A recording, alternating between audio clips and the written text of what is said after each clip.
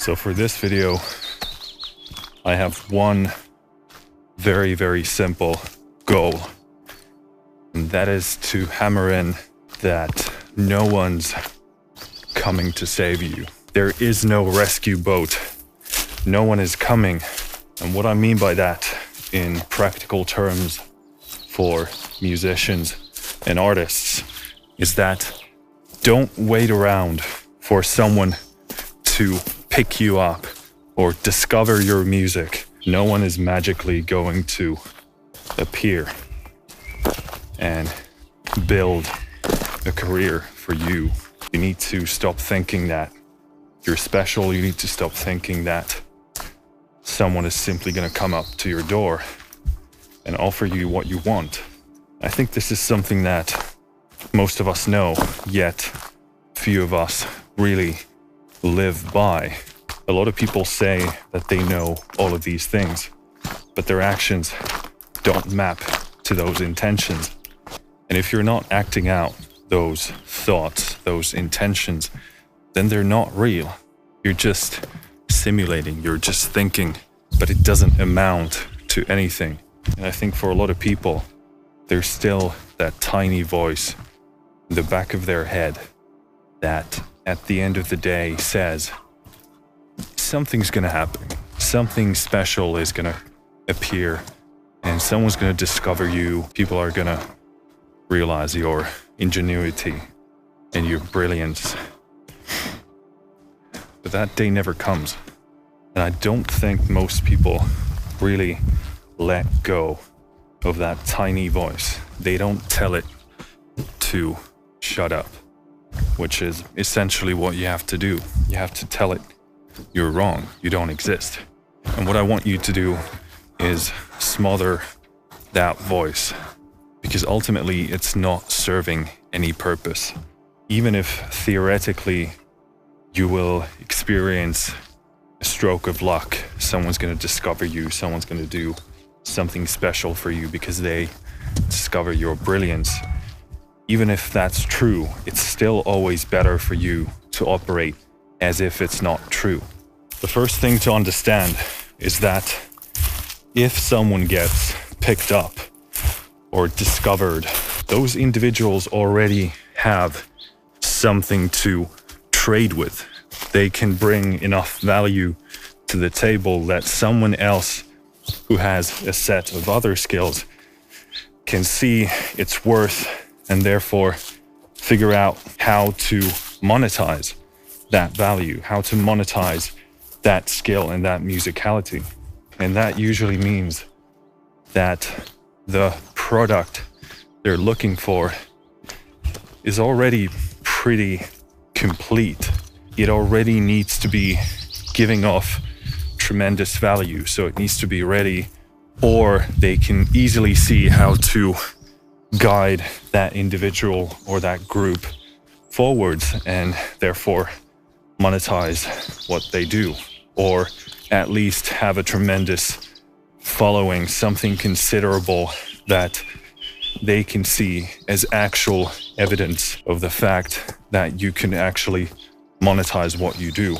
Nothing comes free, so stop expecting someone to magically see what you're doing and understand what you're doing.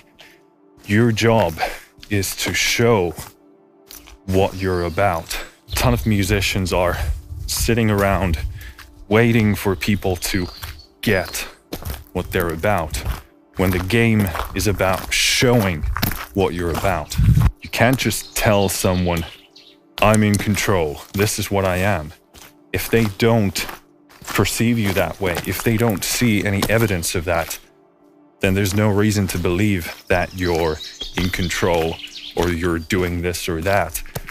It needs to be seen, it needs to be heard. I don't care how much you say that you get it. I don't care how much you think you get it. The only thing I care about is what I see. And I know that a ton of artists and a ton of musicians are gonna nod their head and say, yeah, I get it. He's absolutely right. Yet none of their actions map to that truth. Ultimately, this is a question of whether you're willing to accept the ultimate responsibility for your career, or whether you expect someone else to come in and fill in the gaps and move you forward. I say all of this knowing very well that for most people, the best path forward is collaboration. You need to find people to work with. You need to build a team. That is the right answer for most people. But even when it comes to building teams and finding people whom to work with, no one wants to work with someone who always expects someone else to carry the load. Even if it's a collaborative team effort, all team members need to at least be on the board. They need to be aware of all the components that are involved. And that means everyone has to do at least the minimum studying required. And if you don't know the components involved, then there's a high chance that someone might take advantage of you.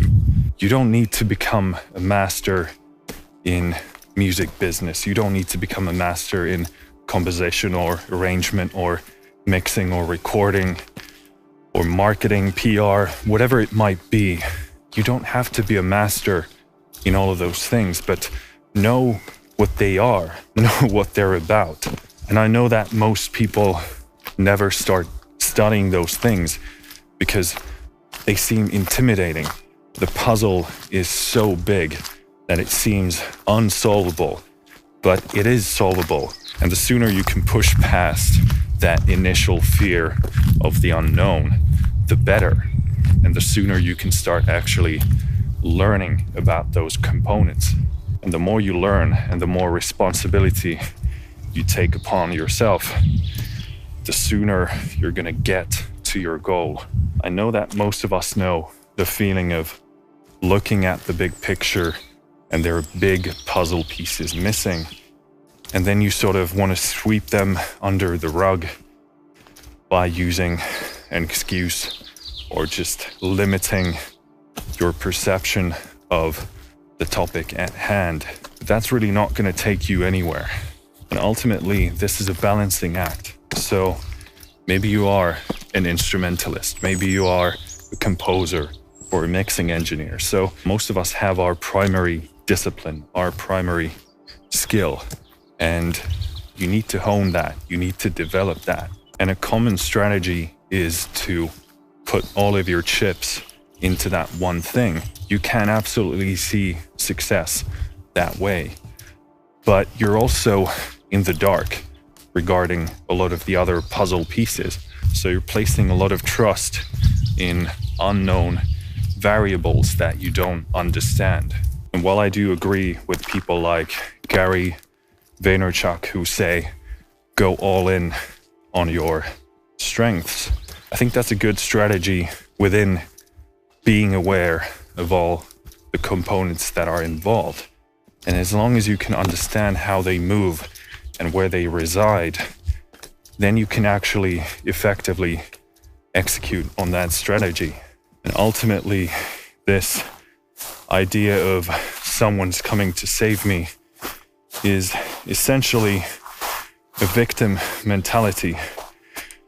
You think there's going to be something that's going to find you and give you what you're entitled to.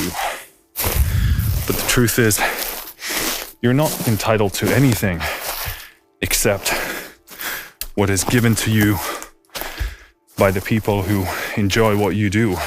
That is the only real measurement of what you're entitled to. You're entitled to what you make happen, and that's all. And this someone's coming to save me narrative is a very lazy one. You're thinking that someone else is gonna recognize and realize your ingenuity, your innovative style of making music, and ultimately it's just laziness. You're being lazy. And I say this from personal experience. The truth is that you need to execute at your absolute best at all given times, and as if no one's coming to save you. If you've heard the saying, "we'll fix it in the mix," that's essentially the same type of thinking. It's lazy thinking, and you're externalizing the responsibility. You're saying there's going to be something later at some point that is magically going to adjust things in such a way that everything becomes perfect. And not only is that untrue, but it's also a surefire way of guaranteeing that you don't put all of your effort into your music, that you don't put all of your effort into your career. And when you're leaving things on the table all the time with that type of lazy victim mentality, you're absolutely making sure that you're not maximizing your potential with your music. And I know that it seems daunting and tiring to think about all of this, but the more you can take on responsibility in all of the aspects that are relevant to your success in the music industry, the better off you're going to be. And at the end of the day, the best way to ensure that you grow at your slowest possible rate is to always act as if someone else has the answers. Now, you can go all in on your main discipline, your main skill. That's fine. But don't be ignorant of all the other components involved. You want to be playing a chess game. It doesn't matter how strong that one individual character that you're playing is. If in the grand scheme of things you're not winning the game, then you're not winning the game. Stop waiting for someone to pick up the load that you should be carrying. And as soon as you do that, as soon as you take on the responsibility, the ultimate responsibility for your career, great things start to happen. So if instead of saying that one thing is going to happen and things are going to change, you're going to say, I'm going to carry as big of a load as possible. And whenever there's a question, whenever there's something I need to figure out, I'm going to be the one who has the answers for that. And once you do that, you become unstoppable. Finished.